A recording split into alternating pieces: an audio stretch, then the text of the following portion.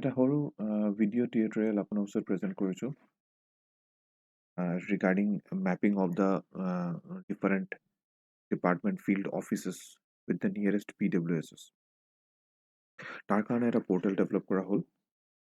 ত' এটা জাষ্ট এ short video' কি আমি আপোনাৰ ৰেকৰ্ডছবিলাক কেনেকৈ ল'ম, মানে অফিচাৰ্ছৰ নামবিলাক আমি কেনেকুৱা লৈছোঁ আৰু কি ধৰণে পুট কৰিব লাগিব আৰু ইনফৰমেশ্যনবিলাক আমি ক'ত দেখি পাম। ত' পৰ্টেলৰ লিংকটো মই গ্ৰুপত শ্বেয়াৰ কৰি দিম। যেতিয়া আপুনি লিংকটো URL-ত ক্লিক কৰিব তেতিয়া এই প্ৰথম পেজটো এইটো দেখি পাব। ত' প্ৰথম অৱস্থাত আপোনাৰ ৰেজিষ্টাৰ কৰিব লাগিব। তলত লেখা আছে ৰেজিষ্টাৰ ইউৰ চেল্ফ। ইয়াত আমি ক্লিক কৰোঁ। আপোনাৰ মোবাইল নম্বৰ দি ৰেজিষ্টাৰ কৰিব, আপোনাৰ নাম দিব আৰু মোবাইল নম্বৰ যোনটো আপুনি দিছে এইটো আপোনাৰ পাছৱৰ্ড হৈ যাব। আৰু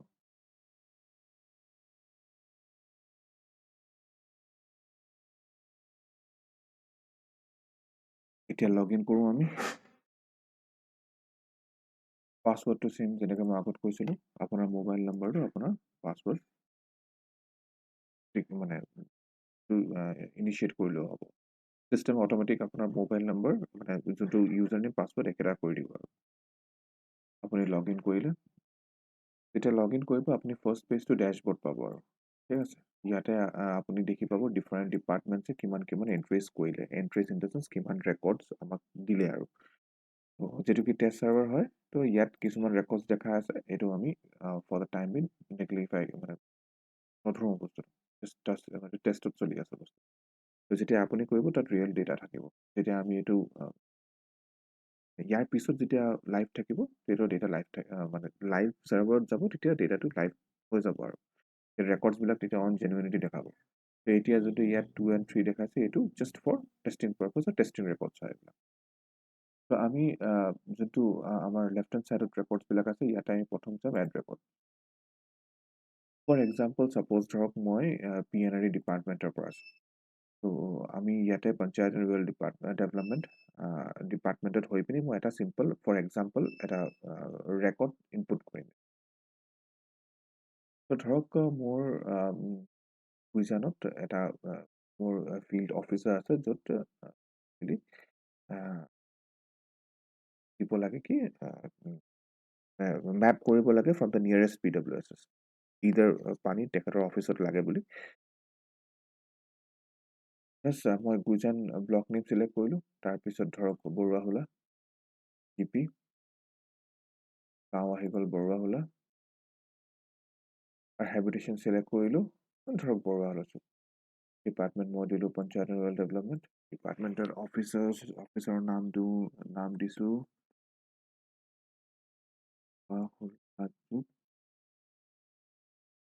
সাব ডিভিজন, যি আপোনাৰ নাম হয়, আপোনাৰ নাম আপুনি ভালকৈ গম পাব। মই জাষ্ট এটা টেষ্টৰ কাৰণে বস্তুটো লিখি দিছোঁ, বৰুৱাহোলা চুক অফিচ সাব ডিভিজন।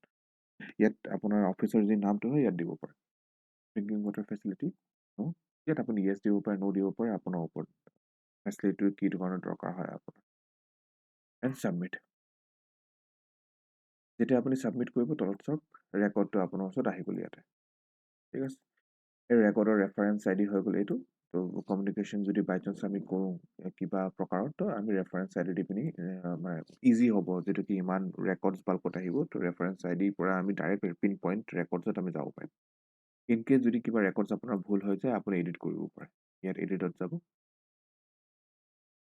গৈ পিনি আপুনি নিজৰ মানে ধৰক যদি ধৰক কিবা ভুল হৈ গ'ল, ব্লক নেম ভুল হৈ গ'ল, আপুনি ব্লক নেম চেঞ্জ কৰিব পাৰি।